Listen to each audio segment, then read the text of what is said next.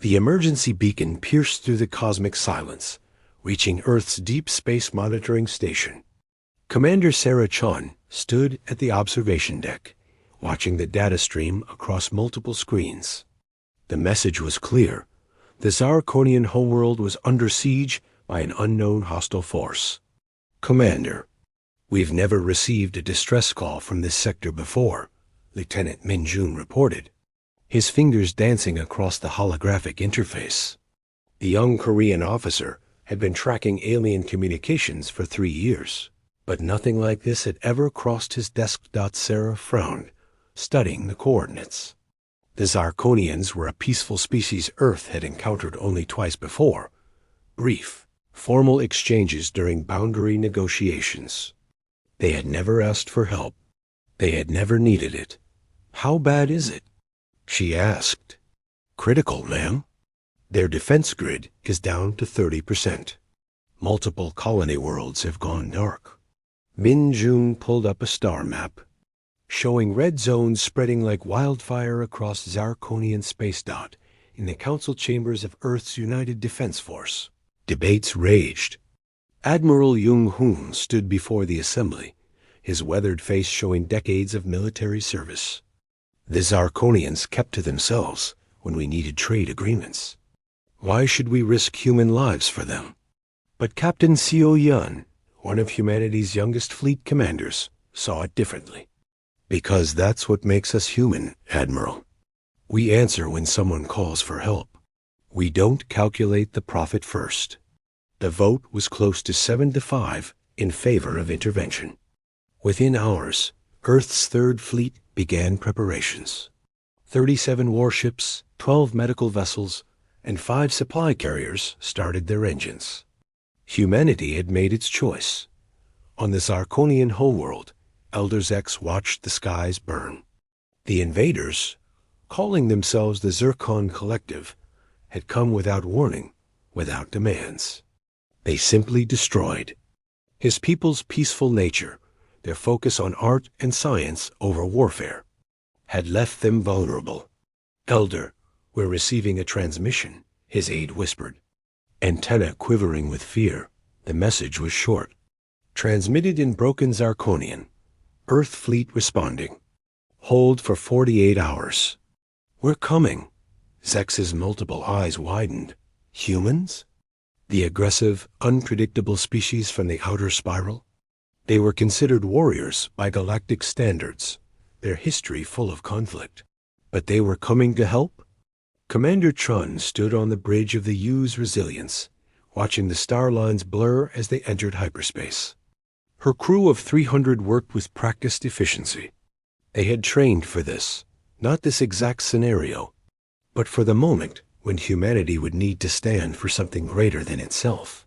Commander, all ships report ready, Min Jun announced from his station. Fleet formation stable. Sarah nodded, then activated the fleet-wide communication. All vessels, this is Commander Chun. In 48 hours, we'll drop into hostile space. We don't know these Zircon invaders. We don't know their capabilities. But we know one thing. Someone called for help, and humanity answered. That's who we are. That's who we've always been. Below deck, thousands of Marines checked their equipment. Engineers ran diagnostics on weapon systems. Medical teams prepared trauma bays. Every human on those ships understood the risk. They also understood the honor. The Zircon Fleet Commander, a being of pure energy housed in a mechanical shell, detected the approaching human vessels. Primitive species responding to distress call. Emotional weakness detected. Prepare standard suppression protocols. It had conquered 17 civilizations using the same method, overwhelming force against peaceful worlds. Humans, with their chemical-based bodies and metal ships, would be no different. The commander allocated 10% of its fleet to deal with them.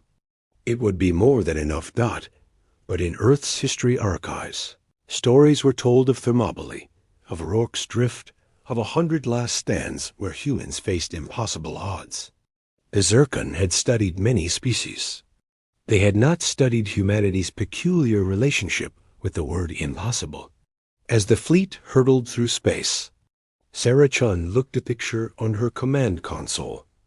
Her daughter, age 7, smiling gap-toothed at the camera. She touched it gently, then looked up at the stars streaming past. 47 hours to contact, Minjun reported. Sarah straightened her uniform. Then let's show the galaxy what humanity stands for. Asterisk, the human fleet dropped out of hyperspace like thunder breaking silence. Commander Chun gripped her command chair as the U's resilience shuddered back into normal space. Through the view screen, the Zarkonian homeworld burned beneath sheets of energy fire. Contact. Multiple hostiles. Lieutenant Minjun's voice cut through the bridge. Counting. 47 Zircon vessels in orbit. Sarah's jaw tightened. Intel had suggested maybe 20 enemy ships. This was more than double. All ships defensive formation Delta, weapons hot. The Zircon commander observed the human arrival with what passed for amusement in its energy-based consciousness. 37 primitive vessels against its fleet. The organics had signed their own termination. Eliminate the interference, it commanded. Resume planetary bombardment in 10 cycles. Captain Seo Yan aboard the UES Defiant watched the Zircon ships turn toward them. They moved like liquid metal, shifting and reforming. They're beautiful, she whispered, then louder. And they're about to learn why humans are ugly when we fight. The first volley came from the Zircon, pure energy beams that should have vaporized the human ships instantly. Should have. But humanity had learned from every war, every conflict. Their shields, adapted from 7 different alien technologies and improved with human stubbornness, held. Return fire. All batteries. Chun commanded. Space lit up like a deadly fireworks show. Human railguns, missiles, and plasma cannons filled the void. The Zircon commander experienced something new. Surprise. The primitive weapons were effective. On the planet's surface, Elder Zex watched through failing sensors as the humans engaged the invaders. His aide, a younger Zarkonian named Vel, trembled beside him. Elder, the humans are outnumbered 2 to 1. Yes, Zex replied, his voice thoughtful. But watch how they move. The human fleet didn't fight like other species. They didn't maintain rigid formations or follow predictable patterns. They fought like chaos given purpose. Ships would break formation, seeming to flee, only to circle back and strike exposed flanks. Others would charge directly at enemy vessels, taking devastating hits to deliver point-blank strikes. Admiral Yoon Hoon, commanding from the U's Korea, had studied something the Zircon hadn't: human naval history. Execute Trafalgar Variant 3, he ordered calmly. The human fleet split into 2 columns, driving straight through the Zircon formation. It was insane. It was suicidal. It was perfectly human. The Zircon commander's confidence wavered. These organics fought without logic, without preservation protocols. One human destroyer, the U.S. Mumbai, had lost half its hull but continued firing. Another, the UES Snow Polo, rammed a Zircon cruiser when its weapons failed. Concentrate fire on their command ship, the Zircon ordered. Identifying the resilience. 20 energy beams converged on Chun's ship. Shields buckled. Hull plates melted. The bridge shook violently, throwing crew members from their stations. Shields at 15%.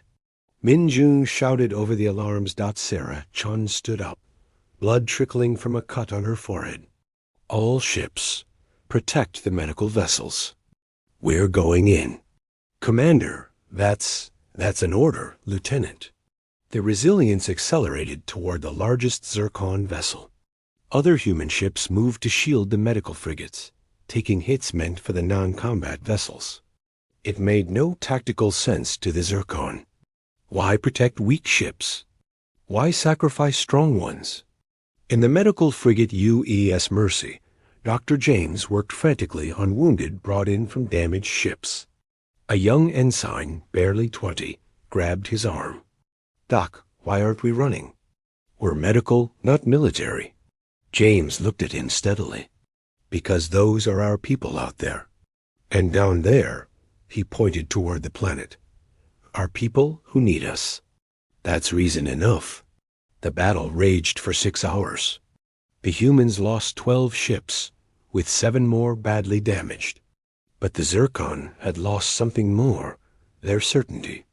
23 of their vessels were destroyed or disabled, more losses than they'd suffered in their last 5 conquests combined. Elder Zex received a transmission from the human fleet. Commander Chun appeared on screen, her uniform torn, face bloodied, but eyes bright with determination. "Elder Zex, we're sending down medical teams and supplies. Can your people hold landing zones?" "Commander, you're wounded. Your fleet is damaged." "Why continue?" Sarah smiled, a distinctly human expression. "Because the job's not done. Humanity doesn't leave a job half-finished." The Zircon commander retreated to regroup, its consciousness struggling to process what had occurred. These humans had lost 30% of their force and celebrated as if they'd won. It didn't understand. "Not yet. Asterisk." The dropships fell like metal rain through the Zarkonian atmosphere. Inside one, Marine Captain Rodriguez checked his rifle for the 5th time. Beside him, Private Kim, fresh from Earth's New Seoul Military Academy, tried to stop his hands from shaking. "First drop?" Rodriguez asked. "Yes, sir." "Remember your training. We're not here to conquer. We're here to protect." The Zarkonian capital was in ruins. Elder Zex met the human ground forces at what remained of the Grand Assembly. His species, tall and thin with crystalline skin, looked fragile next to the armored human marines. But Zex saw past the weapons and armor to something else, determination mixed with compassion. "We've established defensive positions here, and here," Captain Rodriguez pointed to a tactical map. "Your people need to evacuate to these safe zones." Young Vel, the elder's aide, spoke up. "But we are not warriors. We cannot fight." Staff Sergeant Williams, a woman who'd seen action on 3 worlds, put her hand gently on Vel's shoulder. "That's why we're here. You don't have to fight. You just have to survive." The Zircon ground forces arrived at dawn. They were perfect killing machines, energy beings in mechanical bodies, each one capable of destroying a city block. They expected to find cowering Zarkonians. They found human marines. The first wave hit the eastern defensive line. Private Kim's squad held a collapsed building that served as a checkpoint. The Zircon approached with casual confidence. "Hold fire until they're in range," Sergeant Lee commanded. The young Korean American had her mother's calm and her father's stubbornness. "Remember, we're the wall. Nothing gets past the wall." The Zircon opened fire. Energy beams turned concrete to glass, metal to vapor. But humans had learned to fight in ruins, from Stalingrad to Mars Colony. They knew every broken wall was cover, every crater a fighting position. Now, Lee shouted. Human weapons roared. Not elegant energy beams, but brutal kinetic rounds, explosive rockets, and electromagnetic pulse grenades. The Zircon units stuttered, their perfect forms disrupted. In the medical station, Dr. Seo Yan, no relation to the captain, worked on wounded Zarkonians. Their physiology was completely different from humans. Silicon-based blood, crystalline organs. But medicine was medicine, and healing was healing. A Zarkonian child, no bigger than a human toddler, chirped in fear as explosions shook the building. Nurse Patterson, a tough woman from Earth's Australian sectors, held the child gently, humming an old Earth lullaby. The child didn't understand the words, but comfort translates across species. "Why?" The child's mother asked in broken English. Why do you risk yourselves for us? Patterson continued working as she answered. My grandmother used to say, we're all just folks trying to get by.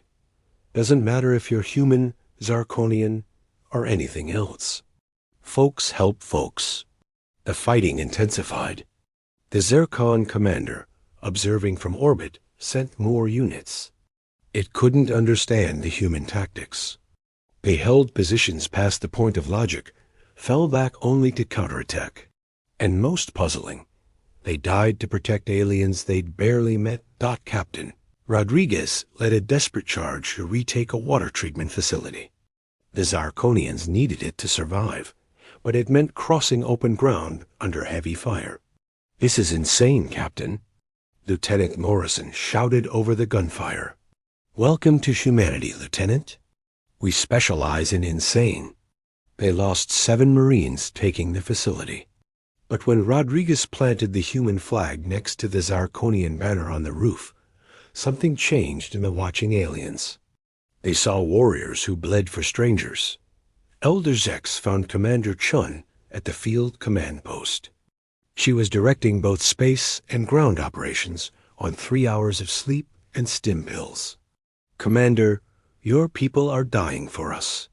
We have no way to repay this. Chun looked at him, exhausted but resolute. Elder, you know what makes humans different from the Zircon? They fight because they're programmed to. We fight because we choose to. And today, we choose to stand with you. In orbit, the Zircon commander watched its ground forces meet unexpected resistance. Casualty projections exceeded acceptable parameters. These humans adapted to every tactic, learned from every loss. They fought like cornered animals, but with the intelligence of advanced beings. Private Kim, in his first battle, held his position for 17 hours straight. When they finally relieved him, he'd used every round, every grenade. His sergeant found him still standing guard with just a combat knife. You did good, Private. Kim looked at the Zarkonian families moving past, heading for safety. We're actually doing it, aren't we, Sarge? We're saving them. Yeah, kid. We are. Day 7 of the siege. The human fleet had been reinforced by 15 more ships from Earth, but they were still outnumbered. In the command center, Commander Chun studied the tactical display with Admiral Yonghun, who'd taken heavy damage to his flagship but refused to withdraw. They're learning our patterns, Yonghun observed. Each attack is more coordinated. Min Jun interrupted urgently. Commander, I'm picking up something. The Zircon. They're communicating with someone. Or something. The transmission was encrypted, but Min Jun had a gift for patterns.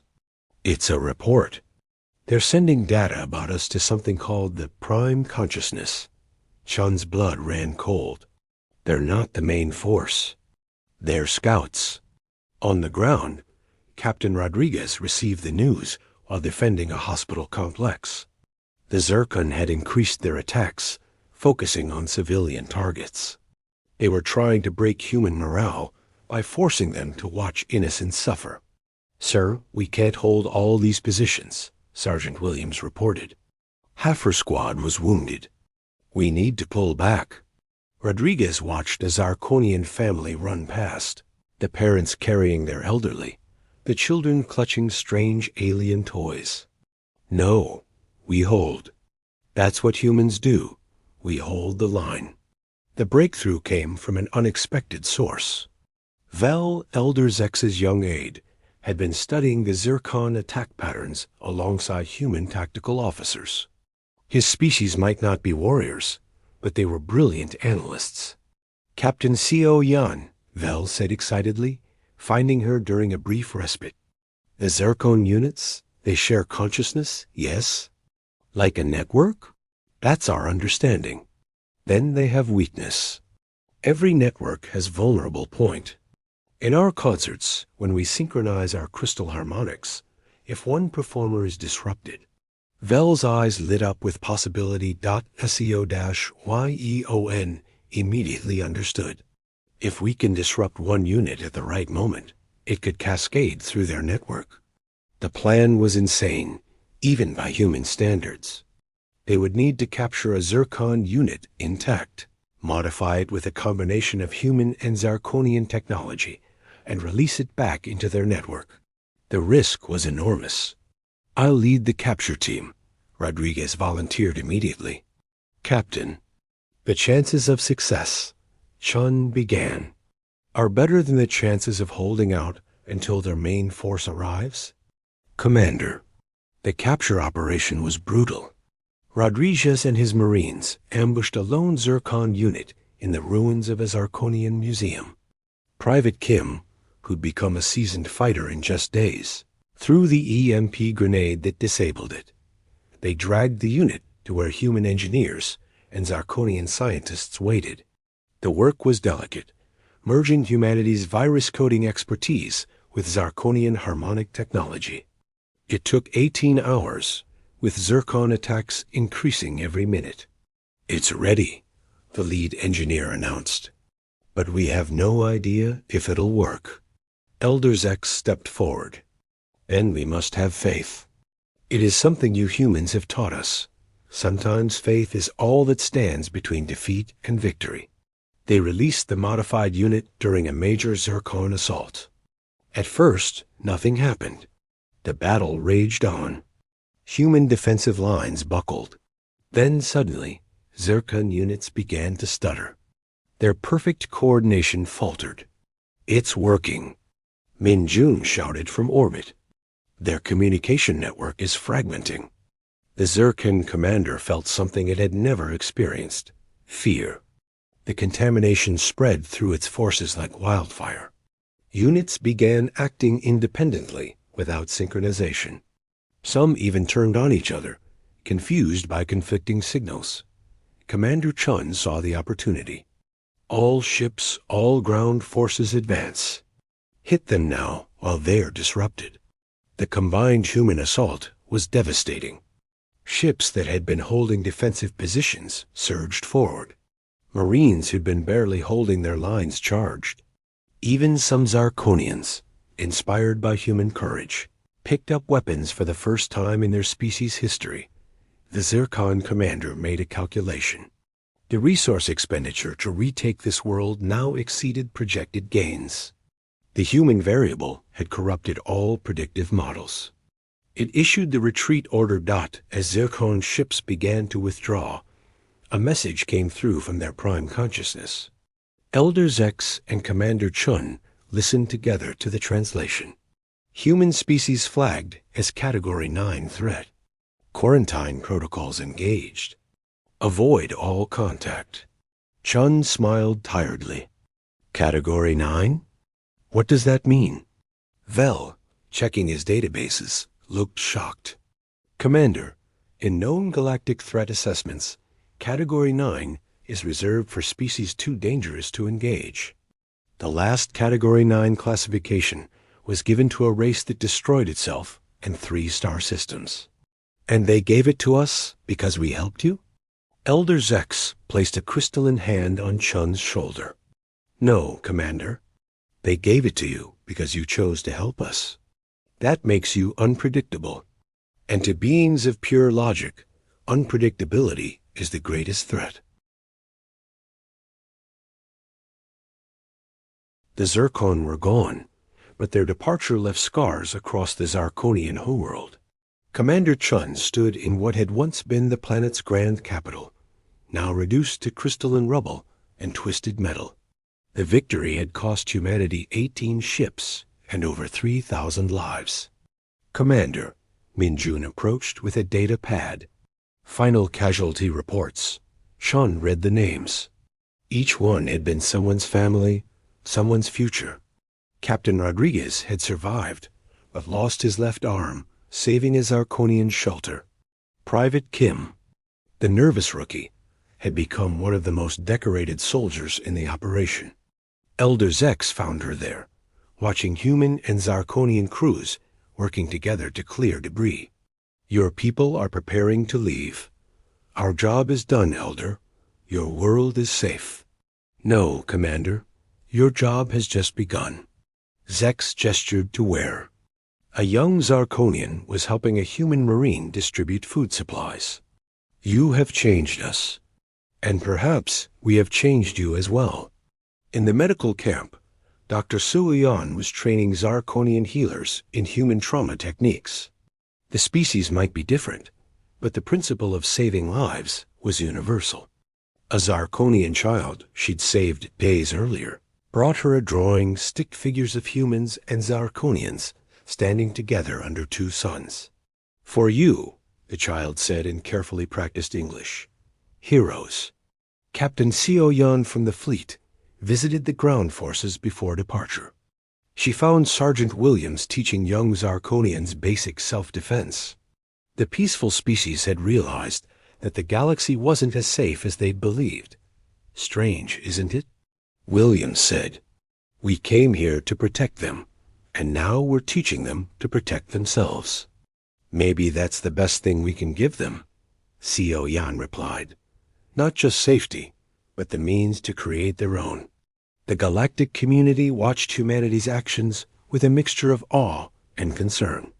The Talarian ambassador sent a message.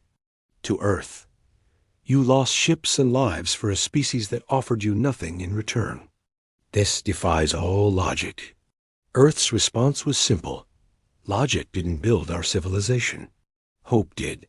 3 days after the Zircon retreat, unexpected visitors arrived. 7 different species ships appeared in the system, not as a fleet, but as individual vessels. The Milori, the Castanians, even the reclusive Void Dancers. They'd all received the same Zircon threat assessment about humanity, and they'd all come to see for themselves these dangerous humans that Admiral Jung-hoon met with their representatives. The Milori spokesman, a being of living crystal not unlike the Zarkonians, spoke first. We expected to find conquerors. Instead, we find protectors. This is unexpected. Young Vel had become something of a liaison between humans and other species. He explained, the humans have a saying, today you, tomorrow me. They help because they believe help will come when they need it. And if it doesn't? The Castanian representative asked Commander Chun, exhausted but present for this historic moment, answered, then at least we stood for something. That's what makes life worth living.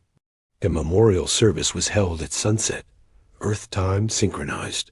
Humans and Zarkonians stood together as names were read. 3,047 humans who died defending a world not their own. Elder Zex spoke for his people. In our language, we have no word for hero in the warrior sense. We do now. We use the human word. Because heroism, we learned, is not about strength or weapons. It's about choosing to help when you could choose to look away. Private Kim, now Corporal Kim, stood at attention as they unveiled the monument. On one side, human names. On the other, words in Zarkonian that translated roughly to, here stood humanity. Here hope defeated fear. As the human fleet prepared to leave, something unprecedented happened. The Zarkonian Planetary Council voted unanimously to apply for associate membership in Earth's Federation. More surprisingly, 3 other species submitted similar applications within the week. The Zircon Prime Consciousness observed from afar. Its calculations had been correct. Humanity was dangerous. Not because of their weapons or tactics, but because of something unquantifiable. They made other species believe in impossible things. They turned fear into courage, isolation into unity. Commander Chun's final log entry read, mission complete. Zarkonian homeworld secured. Losses heavy but acceptable. Unexpected outcome. We came to save one world and may have changed the galaxy. The Zircon labeled us Category 9, too dangerous to engage. They're right, but not for the reasons they think. We're dangerous because we prove that strength isn't just about weapons. Sometimes the most dangerous thing in the universe is someone willing to stand up and say no more. Today, humanity said no more, and the galaxy heard us. 6 months later, when the Zircon threatened another peaceful world, they found something new waiting for them, a combined fleet. Human ships flew alongside Zarkonian vessels, Mallory cruisers, and dozen other species. The banner they flew translated to a simple message in 100 languages. Humanity stands here? The Zircon withdrew without firing a shot. Asterisk.